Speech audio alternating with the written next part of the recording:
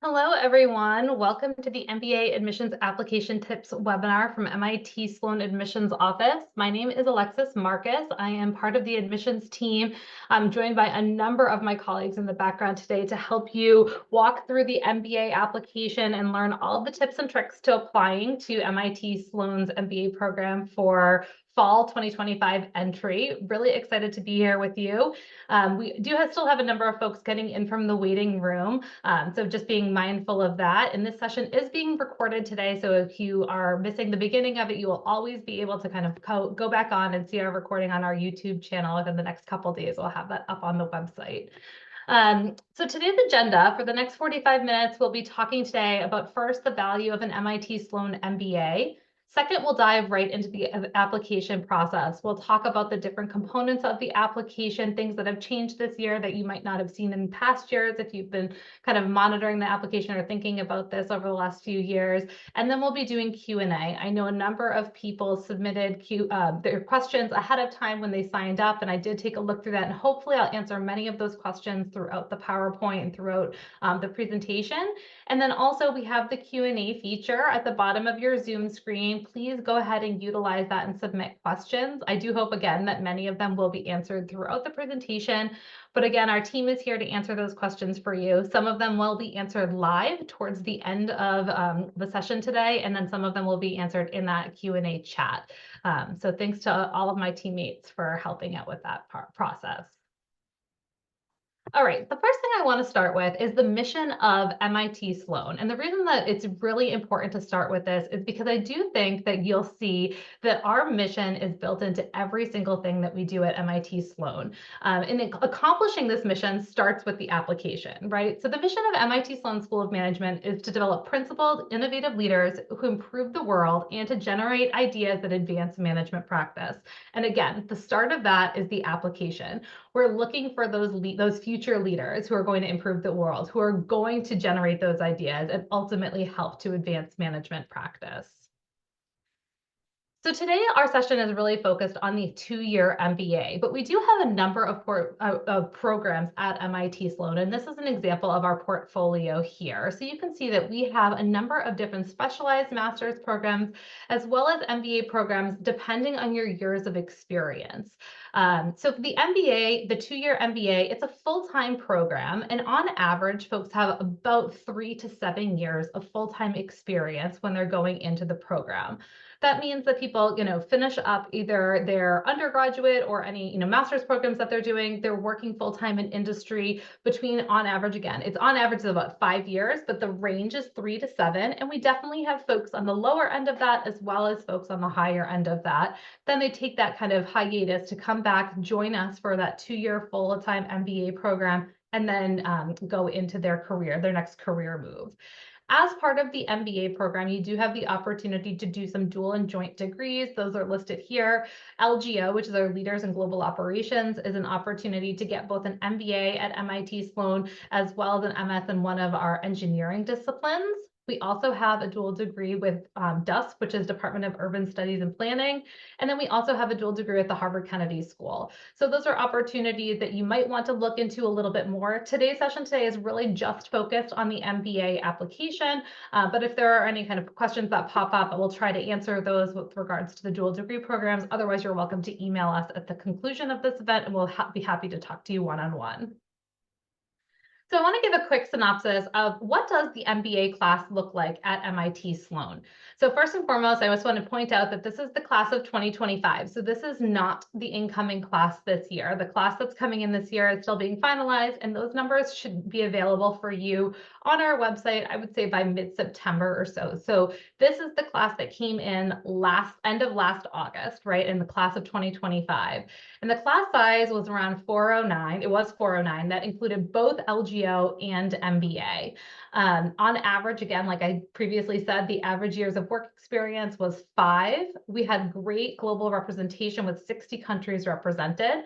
I'm not going to go through each of these here, but I want to kind of just showcase this class profile so that you can see that there is a place for every single person at MIT Sloan and in the MBA program. We have people from all different backgrounds, all different undergraduate majors, all different industries prior to their MBA, and we encourage that diversity of thought within the classroom. So we're looking for people with different backgrounds to join and apply to our program.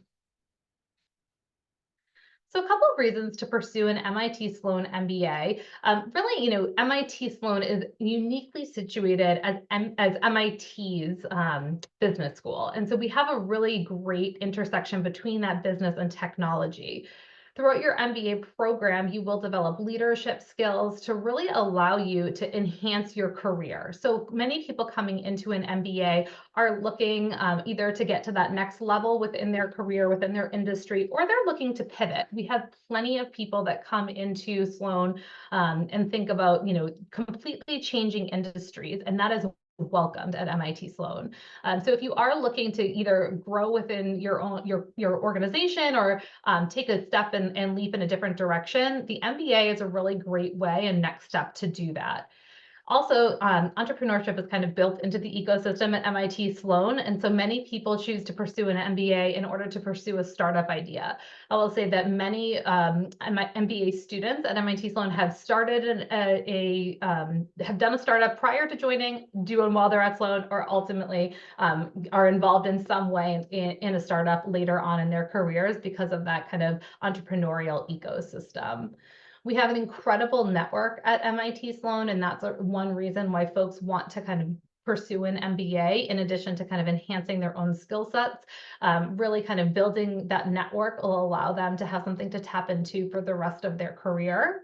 We also have a number of offerings at MIT Sloan. We are an experiential learning school. We have a one semester core curriculum, and then after that, it's full flexibility within our curriculum to take any classes that are interesting to you. We have certificate opportunities, and then we also our action learning labs, which are an opportunity to work on real world problems in different industries, different regional opportunities.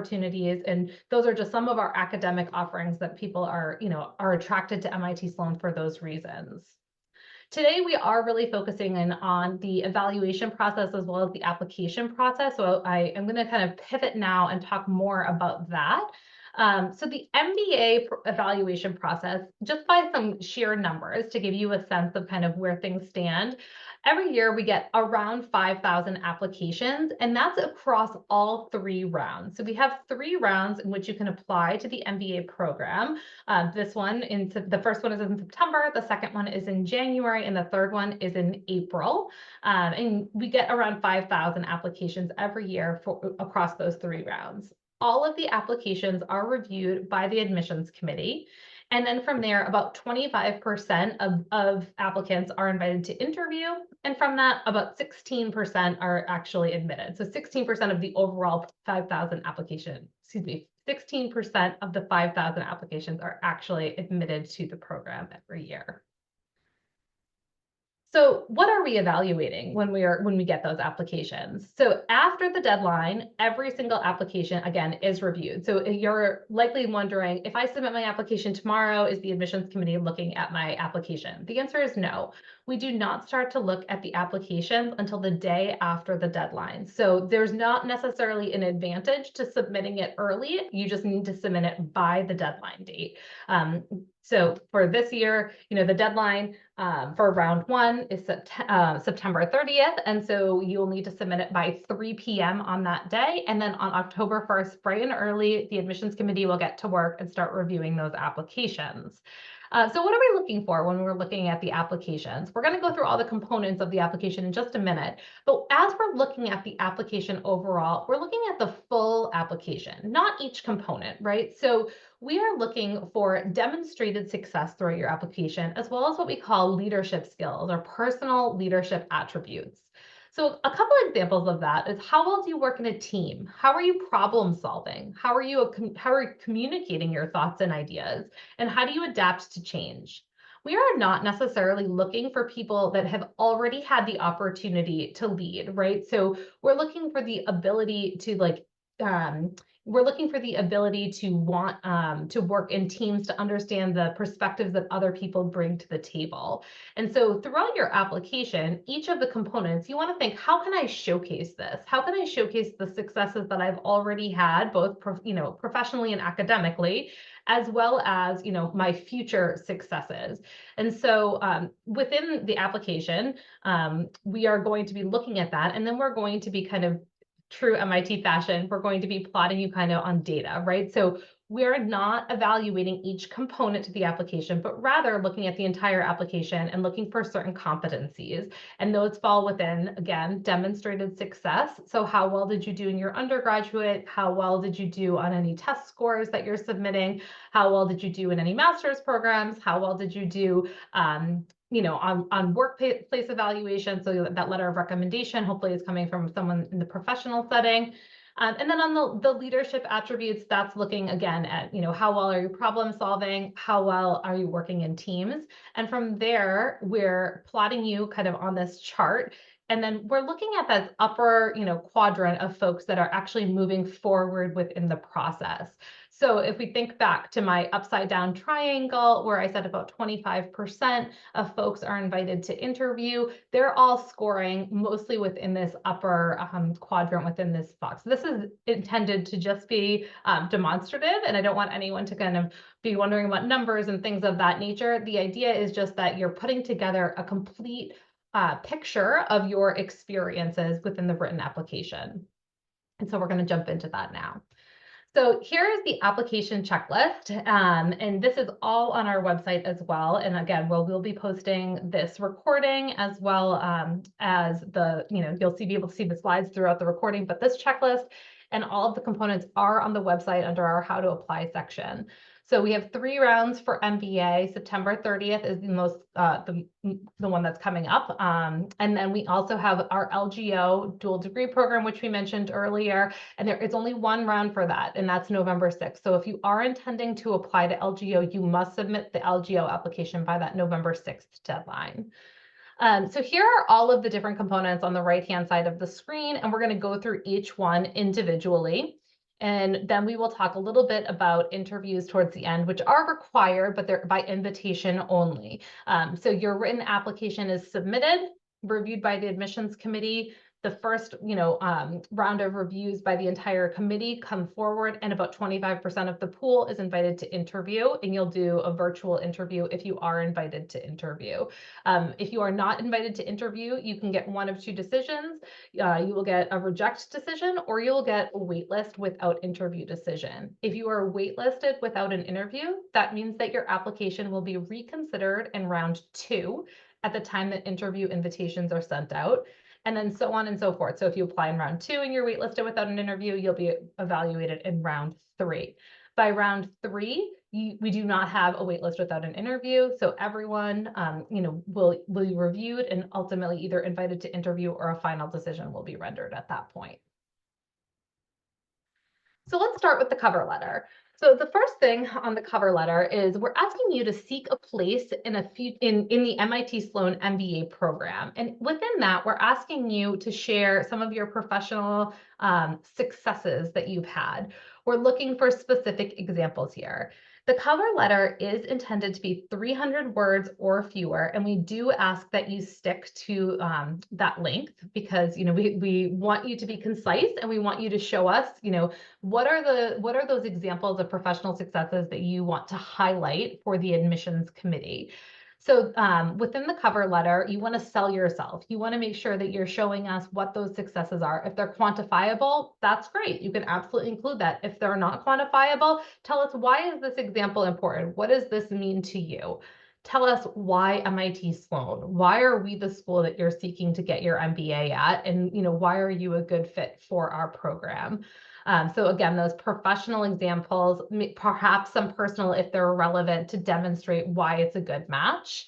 I think one of the biggest pieces of advice here is don't focus on future goals. Your past performance is really an indicator of your future success. And so we're looking for those past examples. The resume is the next component.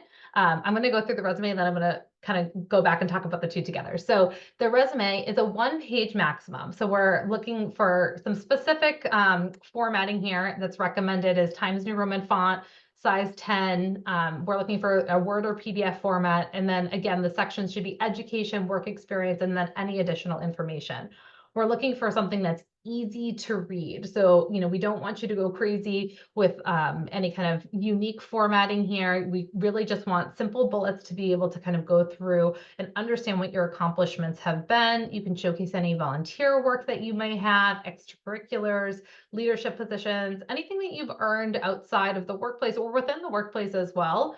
It's also an opportunity to tell us about some of your personal interests. I think that one of the things that's really exciting when I get into an interview, I love being able to see what people's, hobbies are outside of their professional world. So if you have the space to do it, definitely include a little bit of information on who you are outside the workplace, whether you like skydiving or, eating cheese. We've seen it all, and I would love, to learn a little bit more about you from that resume. So I want to pause here and go back to both the cover letter and the resume. And oftentimes, one of the questions that I get is, well, can I be duplicative? I want you to think of your application as a whole thing that you're putting together rather than these individual components that we're going through. So your resume should showcase what your accomplishments have been in the professional setting. We want to see those quantifiable, bullet points on the resume rather than your daily tasks underneath the different jobs that you have held. You may want to pull some of those examples out and showcase those and expand upon those in the cover letter, but you're likely not going to have room to expand upon all of those examples, right? So you're picking out the ones that mean the most to you and talking about those more in the cover letter, putting more color around those examples. And then perhaps, in the video, which we'll get to in a few minutes, you'll be talking a little bit more about your personal experiences or your personal interests and what you want, why you're pursuing an MBA, right? And so that could be talked about a little bit more in the video. And so you want to use the real estate within the application in a way that allows you to expand on different things in different places. So you don't need to say it all in all of the spots. So for instance, like again, with the resume, you want to be putting those quantifiable accomplishments into bullet points within the resume, and then maybe expanding on 2 or 3 of those examples within the cover letter to really showcase why MIT Sloan and why this is the right program for you. So talking about the video statement, I just mentioned it. So again, this is that kind of third part of putting together the complete picture of who you are. And so the prompt for this is introduce yourself to your future classmates. Here's your chance to put a face with a name, let your personality shine through and be conversational. Be yourself. We're excited to meet you. The best piece of advice for the video statement is keep it simple. Whatever is your comfort level is really where you should be with the video. And so if that's sitting at your desk in front of a webcam, similar to what I'm doing right now, absolutely do that. If that's, perhaps outside doing something, that's fine too. The only thing I would say is be mindful of your surroundings. So oftentimes we have seen videos that have incredible views of incredible places on top of mountains or, on hikes. And while they're incredible, the wind is blowing in the background and we can't hear what the applicant is saying. The most important takeaway from the video is what you're saying. So we really want to be able to hear you clearly. So play the video back for yourself numerous times to make sure that it's clear, the audio is good, and there's no questions there. We want to know a little bit more about who you are, things that we don't see elsewhere in the application. This video will absolutely not be shown to any of your future classmates, but it is going to be seen by the admissions committee. And we want to know, how are you going to be introducing yourself to your future classmates, your future friends? What are you going to be, what's your elevator pitch to yourself when you walk into the Sloan classroom for the first time, potentially in a year? So using your judgment, think about how you would answer that question and put together the video statement. The video statement is 60 seconds, so it can be no more than 1 minute. And it's, you can do multiple takes of it and upload that video, but we don't want editing, meaning we don't want it pieced together. Absolutely no music in the background, so please don't put it to music. Please don't use closed captions at the bottom. We're looking really just for you to be speaking directly to the camera, and us being able to hear your story. All right, the next part of the application is video question 2. This is a new component for the 2024-2025 admission cycle. So for entry in fall 2025, you will need to submit video question 2 as part of your application. So video question 2 will pop up in your application after about 80% of the application is complete. So it will be automatically appear as a tab within the application once you've completed enough of the application to let it appear. There is a testing, a testing window first. So before you start it, you can kind of see what's going to happen, and then you go through the process, and it will walk you through it. It won't be sudden. So it is a 60-second open-ended, randomly generated prompt about your personal or professional experiences. Because it is about your own personal and professional experiences, there is no preparation needed and there is no right or wrong answer. I think that's the biggest takeaway from this. There is absolutely no right or wrong answer. You will have 10 seconds to read the question that will appear, which again, randomly generated, so everyone's going to get a different question, and you will have 60 seconds to record the answer, and then it will turn off after the 60 seconds. The admissions committee will use this to assess your competencies that we talked about before, as well as your communication skills.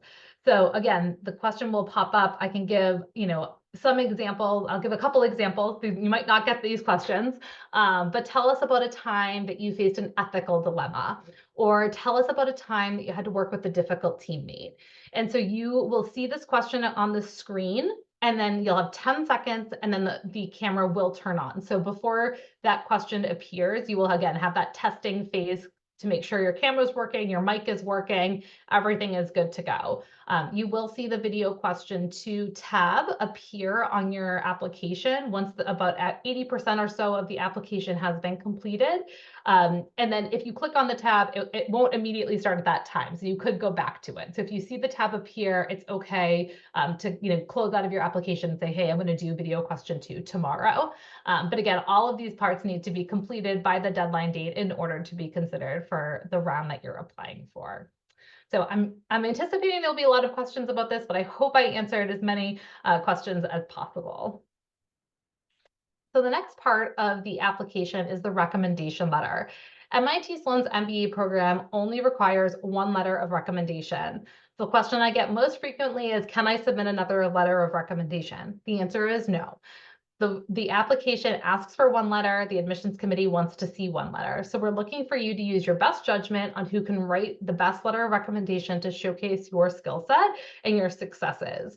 So on the right-hand side, I have put together all of the questions that we ask the recommender. And so you should read through these questions and think, who is best suited to answer these questions for me? We are looking for, a more recent example. So to the extent that you have told your employer that you are applying to the MBA program and that you're looking to pursue an MBA and that they can respond to these questions, we would love it to see it from, your most recent supervisor. Of course, we also understand that a number of folks do not tell their employers immediately, perhaps in round 1, that they're looking to leave, the following summer. And so you might want to ask a previous supervisor or someone else that you work with. Again, this should be a professional source. A couple quick things. Make sure that you ask your recommender early, giving them ample time. Their recommendation letter needs to be submitted again by that deadline date. So for for round 1, September 30th at 3 p.m., we need to have their letter in order for your application to be considered complete. You will get an email once they have submitted their letter, but you will not be receiving a copy of that letter. Similarly, we ask that you do not have involvement with the writing of the letter itself. That really should be an authentic letter that your recommender is writing and uploading to our system. Logistically, in order to get the letter of recommendation, you need to go into your application and input the recommender's contact information into the system. That will prompt our system to send them a link to send the letter, and that will automatically get attached to your application once they submit it. A couple quick things to note on the recommendation letter. We do ask that you use their professional email address. So, avoiding personal email addresses like Gmail or Yahoo or anything of that kind of nature, really using the organizations, even if they're not at your current organization anymore, whatever their professional email address is what we're looking for there. We also ask for additional references. So we're just asking for 2 additional names of professional references that can speak to your abilities. So you can think of these additional references as folks that you would have asked for a letter of recommendation from had there been the opportunity to submit additional letters of recommendation. Additional references we could contact at any point throughout the admission cycle. So we might have questions about your professional aptitude and want to contact an additional reference, during the read phase or potentially after an interview, but before a final decision. We will never reach out to an additional reference out of the, just out of the blue. We will always email them and try to set up a mutually convenient time for a call. If they do not speak English, we will pay for the translator, so you don't need to worry about that. And again, we will be asking them very similar questions to what you see on the right-hand side of the screen here that we asked for the recommenders for within the letter. Okay, the organizational chart. The organizational chart is intended to be a visual depiction that you create as of where you fall within your organization or within your department, depending on how large your organization is. So we want to understand who you're working with on a day-to-day basis, who you're reporting to, who potentially is reporting to you or has a dotted line to you, who are your peers. A lot of people email and ask, this is confidential. I can't give this information. We're not looking for names. We're not looking for confidential information. We're just looking to understand how many people fall within your department, how many people are you interacting with on a daily or weekly basis, and trying to understand that level of detail. If you are able to give us all of it, great. You can put the people's names in there from your department. Again, it doesn't need to go incredibly high, maybe a couple levels above you if you're able to do that. Again, for some folks, that might be a lot of people. You have to use your best judgment here to kind of showcase what those interactions look like and who you report into. We do ask that you circle yourself on the organizational chart in red so that we are easily able to identify who you are. If any of your references or the person that writes your letter of recommendation falls within the organizational chart, we do ask that you highlight them in some way so that we're able to make that connection that, hey, this is the person that wrote the letter of recommendation. The chart should match your resume and your employment section within the application. Hopefully this goes without saying, but make sure that, when you're putting together your organizational chart for your primary job, that's also the primary job listed on your resume, as well as your primary job that you've listed in the employment section on the application. This last bullet point here, if it's possible to showcase, your career growth within the organization or within the department, you can absolutely do that in this space as well. We've seen a number of people use the organizational chart in creative ways to showcase their growth throughout their professional career. So that's completely up to you if you are able to do that. Again, you don't need to include names on the organizational chart, but if you are able to, that's super helpful so we can kind of match it up. And also once we get into an interview, when you're talking about specific examples, it's nice for the interviewer to have that up and be able to kind of see and understand who you're talking about. Okay, test scores. So the test is a required component to the MBA application. So we do accept the GMAT or the GRE for the MBA program. The GMAT, we accept the Focus Edition or the Bold 10th edition. So if you have a 10th edition score, we're absolutely still accepting that. And if you've taken the Focus exam, that's fine too. I know that they're starting to call it just GMAT, all of it. So you will need to differentiate when you submit your score, whether you took the Focus or you took the 10th edition in the drop-down menu, or if you have a GRE score, you can submit that as well. I did make a note here, starting this year, there is the GMAT Business Writing Assessment Score. This is an optional test that students or applicants are able to take and submit to showcase their writing abilities to potential MBA programs. If you have this score and you want to submit it, there is an opportunity for you to do that on the application. It will just be considered as an additional data point. I will make a note that some applicants may be asked to take this later on in the admissions process, and you'll see this noted in the application that we may ask folks that have a GMAT Focus score to submit a GMAT Business Writing Assessment score at the interview phase, but we will contact you after interview invites have gone out if we intend to ask you to do this. So nothing to worry about right now, but if you do want to be proactive and go ahead and take that, you can submit that score right at the application phase. And that is available, I believe, starting in August of 2024. So in a couple weeks, it should be launched on the GMAT website. So in terms of what formats are acceptable for GMAT and GRE, both the in-person and online are both acceptable. We have no preference. Again, for the GMAT, it's Focus or 10th edition, in-person or online, whichever you have or whichever you did is totally fine with us, and there's no preference given there. Test waivers. So we get a lot of questions. Are we having test waivers this year? Will you waive my test? The test waivers are granted on a limited case-by-case basis only. They are only intended for those folks that are unable to take a test because it is unavailable in the place where they live within the world. We understand there are certain places within the world that still are not able to access the GMAT or the GRE online or in person. And for that reason, we will allow you to request a test waiver. The test waiver is not intended to be a statement of academic readiness or that you have done additional things within your career or within your undergraduate or what have you that means that you don't need to take a test. That is not the intention of the test waiver. So if you want to access the test waiver, you will go into the application, navigate to the test scores section of the application, and there's the link to the waiver right in there.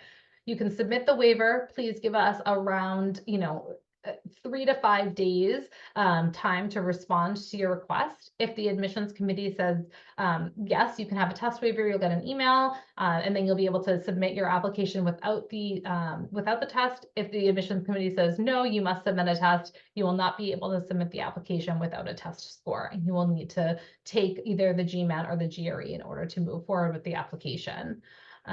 So I hope that answers all the questions about test scores. All right, academic records and relevant coursework. You will need to submit your transcript as part of your application to MIT Sloan. You need to submit transcripts from all schools that you've attended or that you're currently attending. If you transferred, you need to submit the transcripts from those transfer institutions as well. It is not enough that the transfer credits appear on your final transcript. Within the transcripts, we're looking for academic aptitude. We're looking for your comfort level with quantitative work. And we're looking for a sense of intellectual curiosity. So this kind of area is often where I get, so do I need to have a STEM background or do I need to, have a quant background in order to come to MIT Sloan? The answer is no. So you'll see that there is a page within the application that's asking you a number of relevant courses, and if you've taken any of those. Not all of them are quantitative, but some of them are. There are plenty of people that have been admitted to our MBA program that page is completely blank for them. So if that's the case for you, do not panic. That is really intended for us to understand within the admissions committee decision meetings, does this person maybe need a little bit of extra preparation to make sure that they're set up for success within the classroom space? Our goal on the admissions team and on the committee is really to set you up for success. And so we would never want you to come into a program that you aren't prepared for. So if you don't have some of the background classes that we think that might be helpful, we may give you a preparatory class in order to matriculate if we were to give you admission in the future. So that's just one kind of note there when you're listing out relevant coursework that you have taken already. All right, short answer question. This was previously an optional question. It is now mandatory for all applicants to submit the answer to this question. It's 250 word text box within the actual application itself. And we're asking you, how has the world you come from shaped who you are today? For example, your family, culture, community, all help to shape aspects of your identity. Please share more about your background. This is an opportunity for us to learn more about you, expanding on your background, where you come from. We are limiting it only to words, so no external videos or links will be reviewed as part of this, but we really want to know a little bit more about you. So again, when you're thinking about kind of all those different components putting together, the colorful picture of who you are as an applicant, hopefully this sheds a little bit more light on who you are on the personal side. All right, so we went through all of the components of the application. Again, all of those components are going to be reviewed by the admissions committee. Then we're going to sit down and have that holistic review of the application. We're not grading the components. We're looking for competencies within the entire application. What have you shared with us for examples? What has your recommender said? What have you said within your video? Once we look at all those competencies, we'll be scoring on those demonstrated successes as well as those personal attributes and leadership skills, plotting all of the applicants on the graph and inviting those that fall within that upper quadrant to interview, which will end up being about 25% of the pool. If you're invited for an interview, you will get an email inviting you to interview and information about responding to 2 additional short answer questions that you will have to do no later than by 24 hours before your scheduled interview. You'll schedule a virtual 30-minute interview with the member of the admissions committee. And then within that 30 minutes, you'll be doing behavioral-based questions, answering behavioral-based questions about your professional experiences. So again, we'd be looking for specific examples on how you felt about something, how you handled something, who else was involved. So talking about some of your professional experiences and maybe thinking about different examples that you'd want to showcase within an interview. Your written application is intended to give us a taste of what is to come, right? So like we've read your written application, we've seen all these successes that you've showcased within that written application. And now within the interview, we want to hear more, that we're inviting you to tell us more. And you'll want to think about what kind of examples you might want to include in that.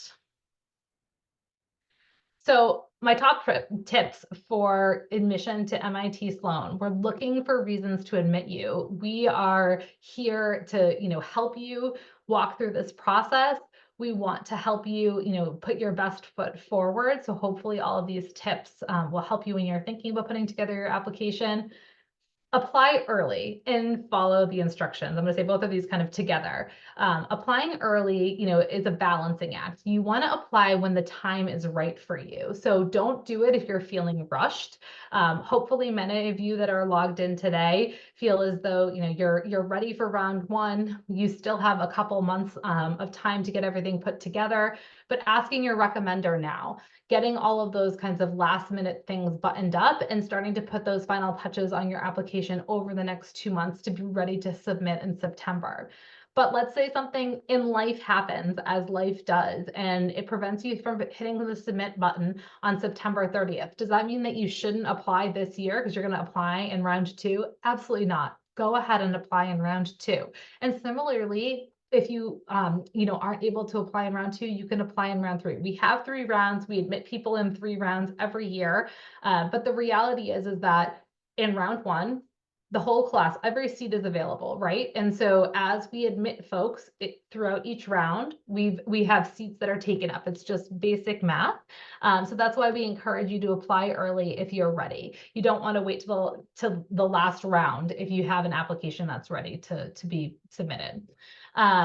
And follow the instructions. We have been so thoughtful and put a lot of effort into kind of going through the application and making sure that all the instructions are clearly articulated. So please follow them. They are there for a reason. We are looking to learn more about who you are, right? So be yourself in the application, be yourself in the video, be yourself, in your cover letter, really showcase who you are and help us, again, advocate for you. Give us all that data that we need to admit you. All right. That is the end of my slides. I want to just put this one up here. We have so many events coming up this summer and through the fall. And so that QR code will bring you to our website of all of our upcoming events.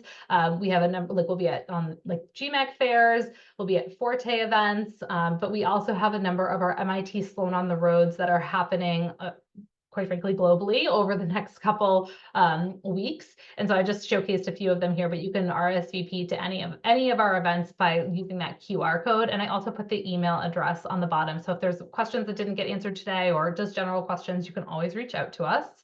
At this time, I'm going to invite my colleague, I think David's going to join us and kind of run through some of the Q&A that's been happening in the background. Hey, Alexis. Hi, Hi, thanks for logging everybody. in. A lot of great questions out there. And so thank you for everybody. We got a few minutes left to answer them, and we're not going to answer all of them. So just to reiterate, please email us. We will get to your questions. So one of the big ones is, where should applicants talk about why they're choosing MIT Sloan? Yeah, good question. In the cover letter. So the 300-word cover letter is intended for us to understand why MIT Sloan is a good fit for you and why you are a good fit for MIT Sloan. So it's kind of a two-way street there. So we're looking for you to show us, what about MIT Sloan kind of fits, with who you are, as well as why, you're a good fit. Like what are your characteristics that fit with who we are looking for? Okay, let's see. Another one that we have is, what can people expect in the 2 video questions in terms of the preparation, especially video question 2, since it is new to the application, in terms of the preparation, the type of question that is. Yep. So video question 2, again, absolutely no advanced preparation is needed. It is about the questions are all about your own personal and professional experiences. So a question, an open-ended, randomly generated question will pop up on the screen and you'll have 10 seconds to review it and think of a response. I've done it a few times now, personally testing it out and thinking of examples from my own personal and professional experiences, and it is totally doable. And the idea is that we're just looking to learn a little bit more about you. And on that kind of, pop-up question versus something like the video question 1, where you have, all the time in the world to kind of prepare for it and put forth what your presentation would be. I would say don't stress about it too much. Again, there is a test window, so like none of the logistics behind it will be a surprise. You'll be able to do the test before you jump into the actual question. Awesome. And then also, here's a really great question. What are some common mistakes that should be avoided when completing the application? Not following the instructions, I would say, is the number one. We have, again, been really thoughtful about putting those together. So again, we ask for 1 letter of recommendation, submit 1 letter of recommendation. We ask for the cover letter to be 300 pages, excuse me, not 300 pages. That is definitely, I'm definitely misspeaking there, 300 words, not including the, introduction or salutation. Limit it to 300 words. The resume is a 1-page resume. Don't go submitting a 10-page CV with, every single thing that you've done since, elementary school. We are looking for you to be efficient and effective within your application. So as always, we get a lot of questions about the org chart. Mm-hmm. So should applicants pick which organization that they work for their org chart, or should they use their most recent Yes. job? Good question. All right. So the org chart is intended to be your current role, your most recent goal. So I'm going to talk about a couple common questions we get. Consultants, that will be the first one that will come up. If you are a consultant, you can do your most recent project that you worked on rather than the firm that you work for. So I'll just use McKinsey as an example. If you work for McKinsey, I don't need to see where you fall within McKinsey. I want to see kind of where you fall or who you were working with on your most recent client project. Another common one that we get is military folks. Should they include their military org chart, or should they include, if they held a civilian role or if they held like another previous role? You can do both your civilian role and your, if you're active duty, org chart as well. Again, going back to what I was saying about the confidential information, I'm not looking for confidential information within this. So just giving us kind of a general picture of where you fall and who the folks are that you're working with or reporting to is really helpful. A lot of people will say, hey, I just started a job like a month ago, so I'm not really sure like the org chart is going to showcase that much about what I'm doing. We are still looking for it to be your current role. So even if you just started the job, when you submit the application, please go ahead and make sure that your application reflects that and has the org chart from your new role. And then we can talk about it more if you get to that interview phase, like to understand a little bit more about the details. You'll hopefully have more information a few months later about what your new role looks like. And I guess I'll sort of one last question, keeping an eye on time. So this is more about sort of the test scores. Should people take multiple tests and submit them? Yes. So if you have multiple test scores, absolutely go ahead and submit all of those scores. We will look at all of the scores that are submitted.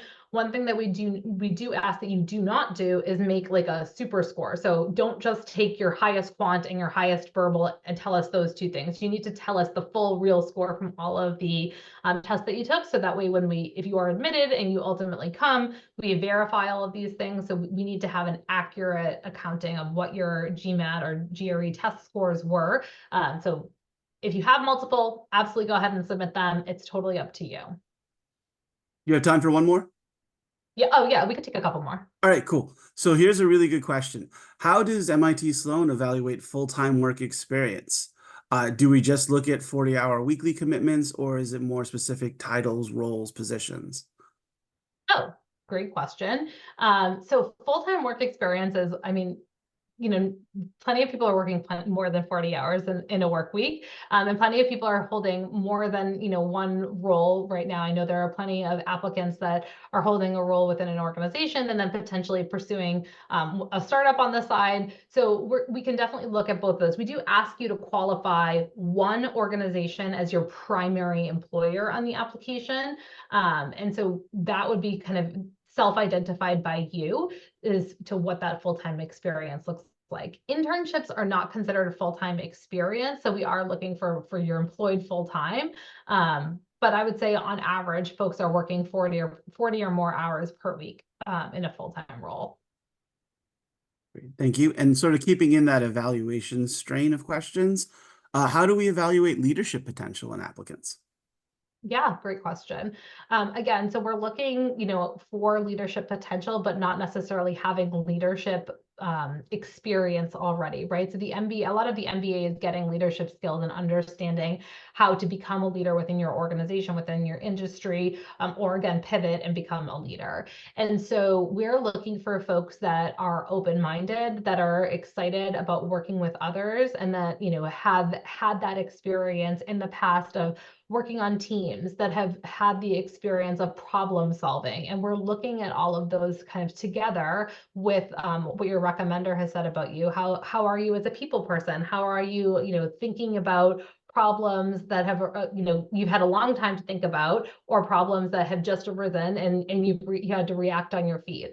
All of those kinds of indications or indicators within the application are giving us the information that we need to assess the competencies, in particular about your future leadership potential. Awesome.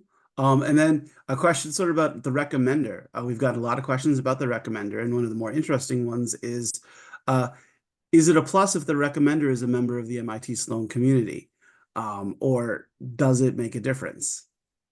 It does not make a difference if that person does not know you in the professional setting and really can speak to all of those qualities.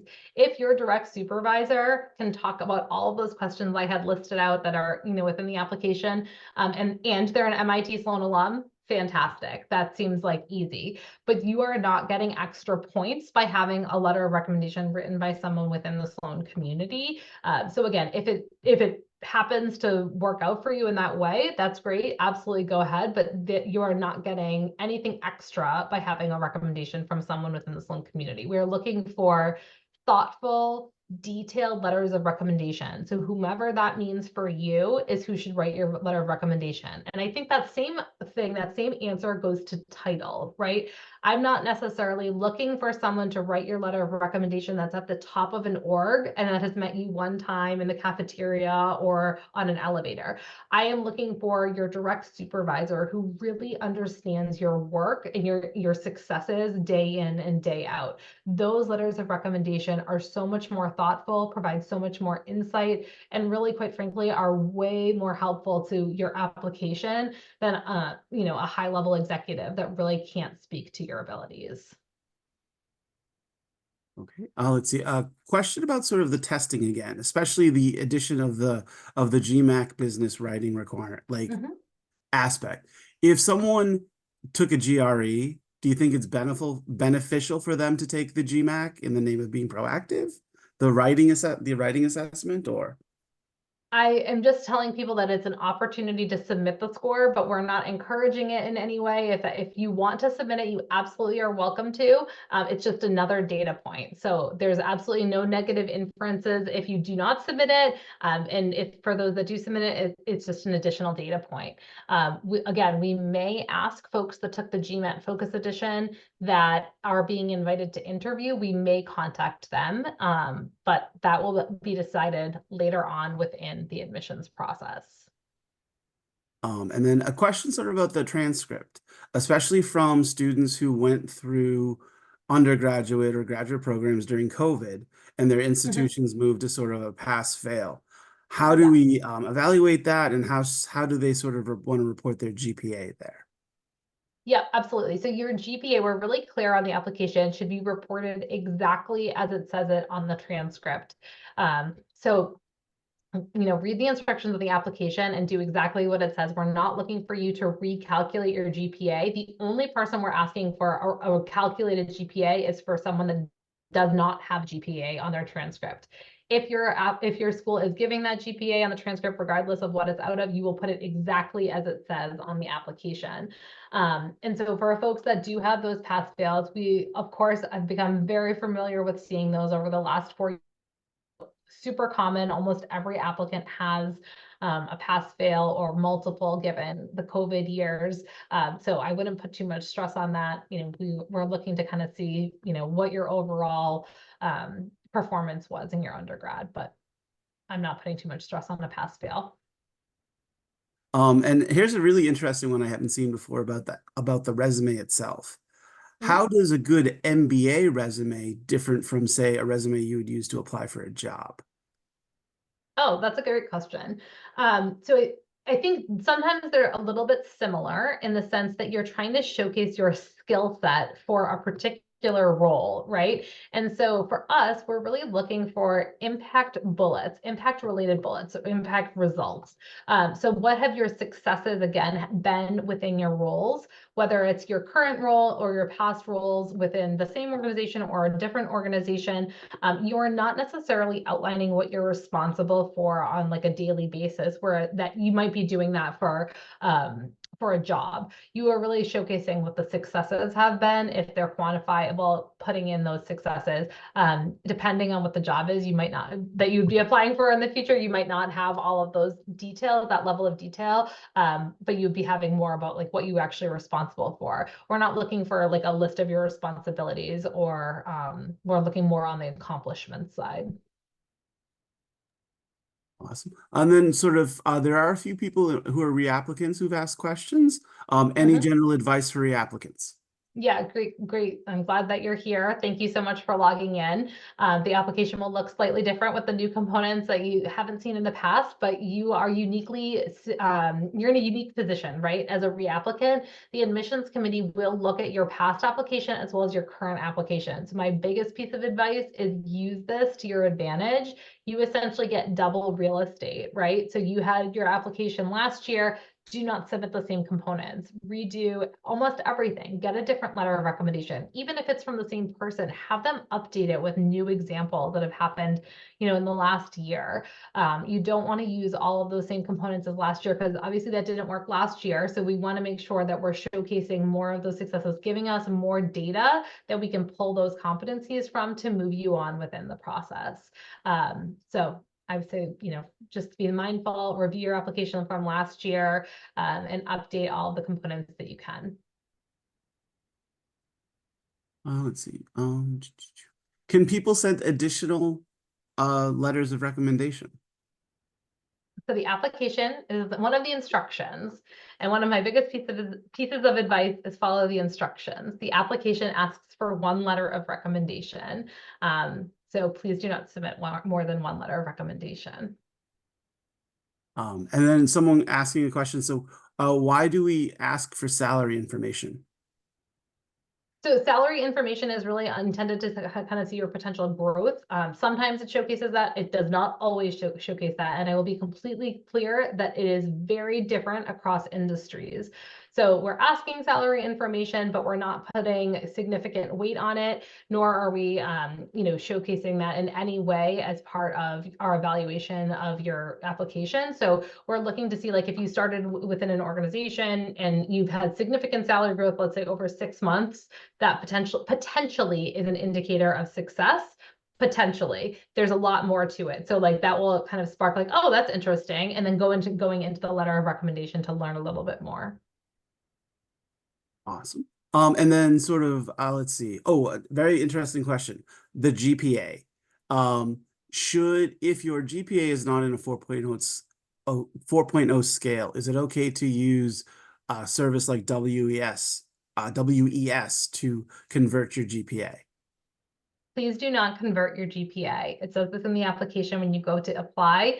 Do not convert your GPA. We are so familiar with a number of different scales throughout the world, and we ask that you do not change that GPA in any way. So put it in exactly as it appears on your transcript. The only applicants that should be calculating a GPA are the folks that actually don't have a GPA on their transcript itself. Some people do not have a GPA, and therefore we give instructions on calculating one. If you have a GPA out of any scale, do not recalculate it. You just put it into the application exactly as it appears on your transcript. Mm-hmm.